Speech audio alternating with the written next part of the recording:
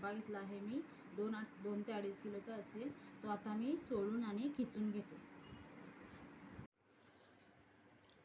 हे करा ना, लाईट पण मी खिचून घेतलेला आहे.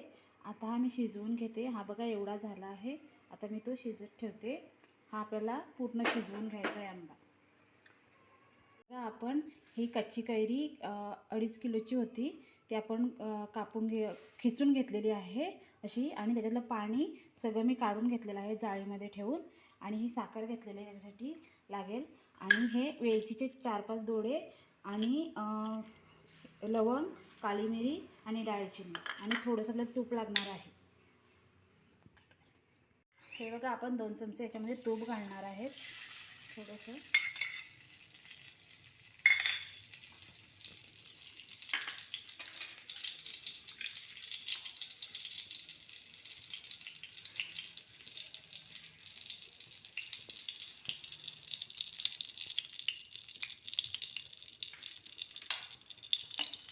तूप पूर्ण हे वितळून घ्यायचं. आता हे आपण लवंग, काळी मिरी आणि दालचिनी याच्यामध्ये घालणार आहे.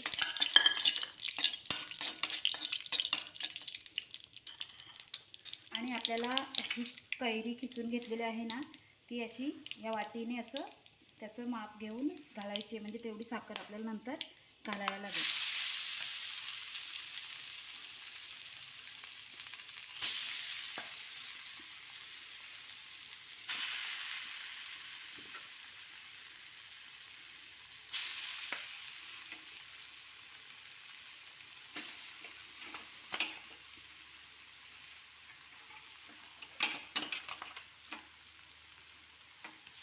ही 6 चमचे कैरी खिचून झालेली आहे. 6 वाटे सॉरी. हे आता आपल्याला असं चांगलं ढवळून घ्यायचं आहे. आणि याचं पूर्ण पाणी निघून आटून पूर्ण सुकल्यावर नंतर आपल्याला साखर घालायची. शिजवून घ्यायची चांगली ही कैरी, पाणी न घालता. ही वेलची पण मी अशी सोडून मध्ये हे करून टाकून देते ह्याच्यामध्ये.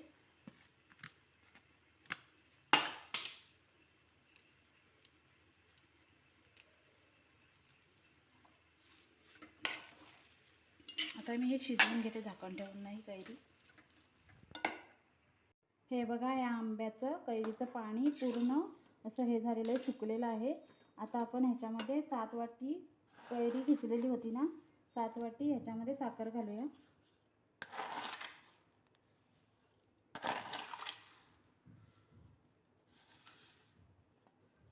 7 वाटी साखर घालून घेते मी.